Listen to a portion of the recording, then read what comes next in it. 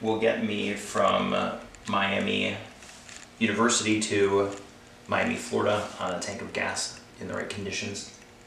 The seats are adjustable and will be installed in there. They're finished and on a shelf. I just don't have them installed right now. And then there's like several inches of memory foam that build them up into comfortable seats that will then get upholstered. So this is kind of like where the seat backs go. So your butt's like there. And these are, you know, the things coming out of the floor are seatbelt anchors. I'm working on it for a decent number of years. And it's kind of like the anti-IT project. So there's no like stakeholder register, and there's no budget, and there's no timeline, and there's no communications plan, and there's no like any of those things. So I just come home and unwind and work on whatever little thing I'm working on.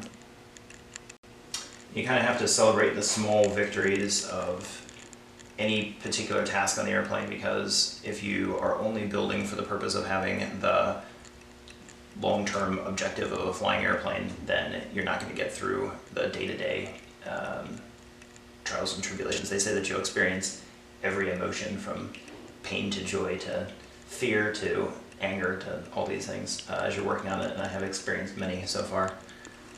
But there's just such a great amount of stuff to learn, so it's a pretty rewarding thing, and it's addicting. Apparently there are people that have built I don't know, I know guys that built 12 airplanes over their years. That seems a little excessive, but might try for a helicopter next.